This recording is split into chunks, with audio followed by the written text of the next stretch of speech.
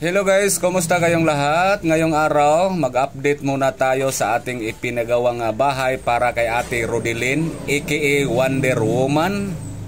Malapit na tayong mag-cutting ribbon, abangan din ninyo. Yan po ang design sa kawayan. Yan po, okay lang ba ang design natin?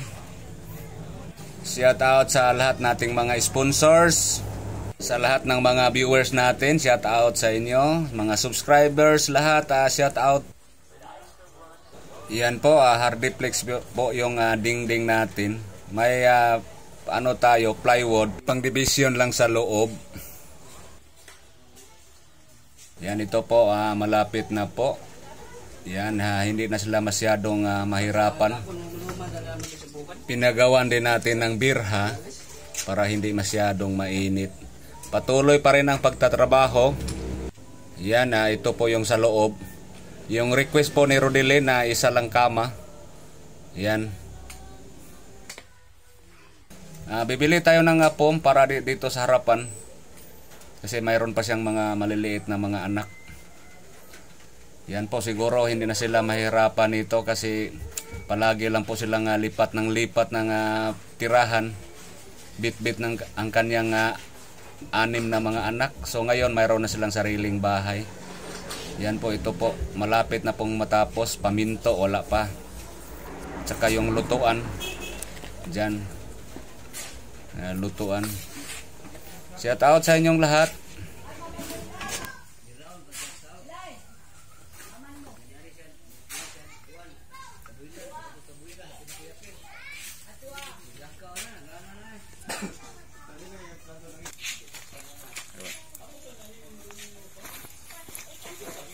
Yan, dito po, kawayan po yung dito sa kusina.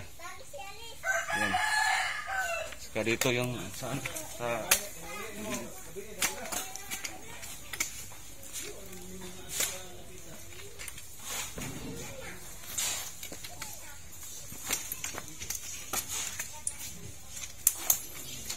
dalawang bintana. Isa doon sa kabila. Malaki po yung malaki-laki itong sa loob. Yan. Ito yung parang birha. Yan.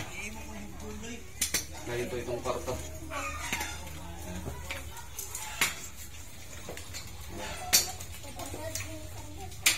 Bintana dito. Saka dito dalawang bintana dito. Isa doon, isa.